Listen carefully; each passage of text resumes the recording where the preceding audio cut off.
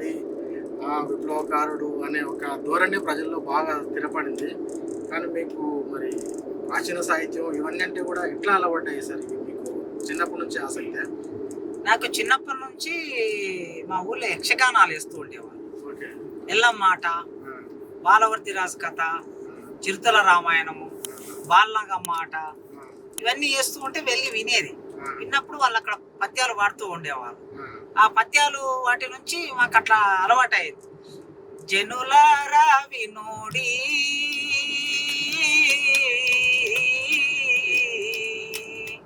నానామంబు జమదగ్ని గనుడి తల్లి ఆల్యాదేవి తండ్రి గౌతముని, తల్లి ఆల్యాదేవి తండ్రి గౌతముని, జనులారా వినుడి నానామంబు జమదగ్ని గనుడి. ఇది ఎల్లమ్మ ఆటలో జమదగ్ని అంటే పరశురాముడి తండ్రి. ఈ జమదగ్ని ఆట స్వయంగా మా నాయన్ని వేస్తుండేది. నేను చిన్నప్పుడు పరశురాముడు ఎట్లా ఉంటాడు, జమదగ్ని ఎట్లా ఉంటాడు వాళ్ళు పాడుతూ ఉంటే అక్కడ కూర్చొని వినేది. ఇది చదువు రానప్పుడు నేను నేర్చుకున్నది. చదువు వచ్చిన తర్వాత సాహిత్యంలో నాకు ఆధునిక సాహిత్యమే మొదట అలవాటు పడింది, చదవటము ఇష్టంగా.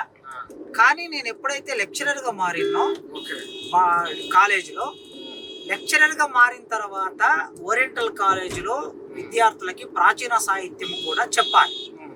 ఆ ప్రాచీన సాహిత్యం చెప్పే క్రమంలో రోజుకు ఒక 6-7 గంటలు చదువుకొని పిల్లలకి పాఠం చెప్పడం అలవాటయ్యేది. వసు చరిత్ర, మను చరిత్ర, కుమార సంభవం, నన్నయ్య కవిత్వ లక్షణాలు, మహాభారతము, రామాయణం ఇవన్నీ చదివి చెప్పవలసిన అవసరం ఏర్పడేది.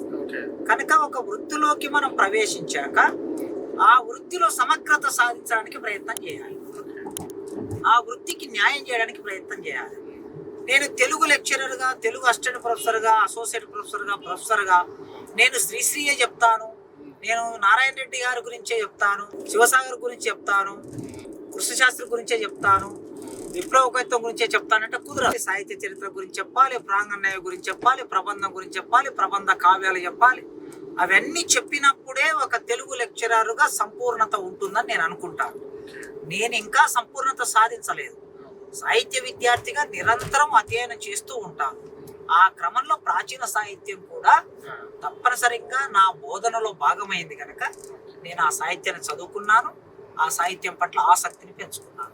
సార్, మీరు జానపదాన్ని, ఈ ప్రజల పాటలను అభిమానిస్తారని తెలుసు. అదే తరహాలో మీకు ప్రాచీన సాహిత్యం మీద కూడా మంచి అభిరుచి ఉందని చాలాసార్లు తెలుసుకున్నాను. మరి అట్లా మీకు ప్రాచీన సాహిత్యంలో ఏ కవి అంటే ఇష్టం? ఒక కవి పేరు చెప్తే మళ్ళీ గందరగోళం వస్తుంది అనుకోండి.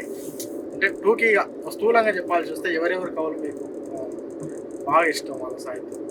నాకు సౌందర్యాత్మకంగా కవిత్వం రాయటం ఎవరు రాసినా సరే ఇష్టపడతారు. కవితా సౌందర్యం ఉండాలి అందులో. సో ఆ కవితా సౌందర్యం అనేది పోతన కవిత్వంలో బాగా ఉంటుంది. పోతన కవిత్వంలో భక్తి ప్రధానంగా సౌందర్యాత్మకంగా రాస్తాడు ఆయన.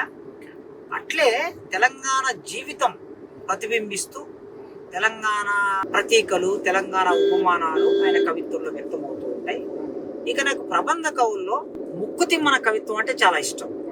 ముక్కుతిమ్మన అంటే ఈ 2 స్త్రీలు, 1 పురుషుడు, శ్రీకృష్ణుడు, సత్యభామ, రుక్మిణి అనే ముగ్గురిని మనసులో పెట్టుకొని శ్రీకృష్ణదేవరాయలు, చిన్నాదేవి, తిరుమలాదేవి అనే ఆ ముగ్గురి చుట్టూ కావ్యాన్ని అల్లి చాలా అద్భుతంగా రాశాడు ఆయన.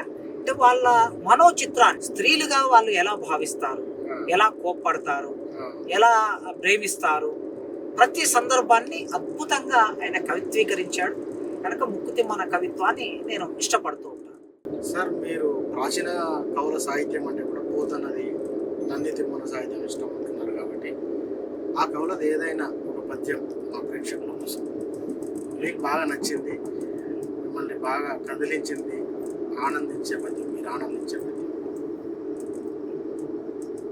నను భవదీయ దాసుని మనంబున నెయ్యపు కింకబు పూని దాచిన యది నాకు మన్ననయా ఉత్తను పులకాట్రక వితానము తాకిన ముచ్చునంచునేనని యదా అల్కమానవు గదా అరాళ కుంతలా. సార్ ఇప్పుడు ఒక్కొక్క మనిషిలో కొన్ని మంచి క్వాలిటీస్ ఉంటాయి, కొన్ని చెడ్డ క్వాలిటీస్ ఉంటాయి. మిమ్మల్ని గురించి మీరు ఆలోచించుకున్నప్పుడు, మీ వ్యక్తిత్వం గురించి మీరు ఆలోచించుకున్నప్పుడు మీలో మీకు నచ్చే మంచి క్వాలిటీ అంటే అబ్బా నా లోపల ఈ మంచి క్వాలిటీ ఉందని మీకు అనిపించేది? ఈ ప్రశ్నకు సమాధానం చెప్పడం కష్టం, ఎందుకంటే నా గురించి నేను మంచి చెప్పుకోవటం అనేది కొద్దిగా కష్టమే. అయినా నేను అడిగావు గనక నా గురించి నేను ఇది మంచి అని చెప్పవలసి వస్తే, ఈ 48 సంవత్సరాల నా ప్రయాణంలో అక్షరం ముక్క లేనటువంటి కుటుంబంలో, ఇటు 7 తరాలు అటు 7 తరాలు అంటారు కదా, అట్లాంటి ఏ అక్షరం ముక్క లేని కొన్ని తరాల నుంచి, నిరక్షరాస్యుల సమాజం నుంచి, సమూహం నుంచి ఎదిగిన నేను అక్షరం అందుకున్న తర్వాత ఆ అక్షరాన్ని ఏదో కొద్ది మేరకు చదివి వదిలిపెట్టకుండా నిరంతరం చదువాలే అనే ఒక ఆలోచన కలిగి ఉండటం, ఎప్పటికీ ఆలోచన నన్ను నడిపిస్తూ ఉండాలని నేను కోరుకోవటం, ఇది నాలో ఉన్న ఒక మంచి లక్షణం అని నేను భావిస్తాను. అట్లే ఏదైనా మీ లోపల ఉన్న క్వాలిటీ ఇది కొంచెం మార్చుకుంటే బాగుండు, ఇది కొద్దిగా సమస్యగా ఉంది, నేను ఈ ధోరణి నేను మార్చుకుంటే బాగుంటుంది అని ఏదన్నా మీకు అట్లా అనిపిస్తుంది? నేను సహజంగా అందరికీ కనిపించే మనిషిని చాలా సౌమ్యుడు అని, నిదానంగా ఉంటాడని, నవ్వుతూ కనిపిస్తాడని, ఇది అందరికి వ్యక్తమయ్యేది. సహజంగా 90% నా వ్యక్తిత్వం అది. కానీ నా కోపం వస్తే ఆ కోపాన్ని ఎదుట ఒక ముఖ్యమంత్రి ఉన్నాడా, మంత్రి ఉన్నాడా, వైస్ ఛాన్సలర్ ఉన్నాడా, ఎవరున్నాడా అని చూడకుండా ఆ న్యాయమైన కోపాన్ని వ్యక్తం చేసే ఒక లక్షణం ఉన్నది. అయితే మన కోపం న్యాయమైందైనా సరే మన చుట్టూ ఉండే పరిస్థితులను బట్టి ఆ కోపాన్ని వ్యక్తం చేయవలసిన అవసరం ఉంటుంది అనేది, ఆ లక్షణాన్ని పెంపొందించకపోవటం అనే ఒక లోపంగా నన్ను ఎప్పుడు వెంటాడుతూ ఉంటుంది. కుటుంబంలో నా భార్య, నా సహచరి ఈ విషయం చెప్తూ ఉంటుంది ఎప్పుడు. అట్లే నన్ను దగ్గర చూసిన మిత్రులు కూడా ఈ విషయాన్ని చెప్తూ ఉంటారు. కొత్తగా నా కోపాన్ని చూసిన మిత్రులు ఆశ్చర్యానికి గురి అవుతూ ఉంటారు. కనుక ఆ కోపాన్ని కొద్దిగా తగ్గించుకుంటే బాగుంటుంది అనేది నేను అనుకుంటున్నాను. సార్ ఫైనల్గా ఒక క్వశ్చన్ సార్, ఇది లాస్ట్ క్వశ్చన్. అయితే మీ లోపల చాలా క్వాలిటీస్ ఉన్నాయి. ఒక రకంగా చెప్పాలంటే మల్టీ టాలెంటెడ్ అని అట్లా అంటుంటారు కదా. మీలో ఒక వక్త ఉన్నారు, ఒక కళాకారుడు ఉన్నాడు, ఒక ఉపన్యాసకుడు, ఒక టీచరు.